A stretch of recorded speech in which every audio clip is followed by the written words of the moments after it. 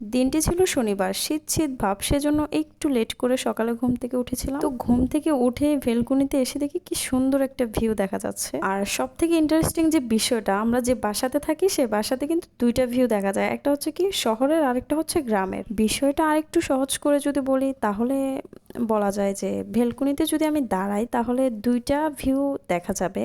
এক সাইড দেখা যাবে শহরের ভিউ, মানে শহরের চলাফেরা, আরেক সাইড দেখা যাবে গ্রাম। আমার কাছে বিষয়টা খুবই চমৎকার মনে হয়। আর এখানে বডিদা দেখে ভয় পাওয়ার কিছু নাই। বডিদাওটা এই জন্যই দেখাচ্ছি যে আমি এখন একটি চারা গাছ লাগাবো, সেটা হচ্ছে মরিচের চারা। আমাদের বাসায় নাগামরিচটা সবাই অনেক অনেক পছন্দ করে, সেজন্য আমার আফু একটি নাগামরিচের চারা নিয়ে আসছিল। আর চারা লাগাতে আমার বেশ ভালো লাগে, যে কারণে চারাটা আমিই লাগাবো। চলেন মাটি ঘুরতে ঘুরতে আপনাদের সাথে কিছু শেয়ার করা যায়। কাউকে ভুলভাল জাজ করার আগে আমি মনে করি তার পরিস্থিতিটা বোঝার ট্রাই করা অনেকটা প্রয়োজন। কারো মুখে হাসি দেখে অনায়াসে ভেবে বসবেন না মানুষটা দিব্যি সময় পার করছে। আমার ভিতরে কি চলছে সেটা আমি কাউকে জানানো বা কাউকে শোনানোতে স্বাচ্ছন্দ্য বোধ করি না। কজ মানুষ উপহাস আর সিম্পাতি দেখাতেই বেশি পছন্দ করে, যেগুলো আমার একদমই পছন্দ না। কারো জন্য যদি সত্যিই কিছু করতে হয় বা কাউকে যদি খুব বিশেষ কিছু দিতে ইচ্ছে হয়, তবে তাকে তার মতো করে খানিকটা বোঝার চেষ্টা করবেন। অন্যদের মতো অল্পতেই তাকে জাজ করবেন না। এইটুকুই তার জন্য অনেক বড় পাওয়া হবে, অনেক।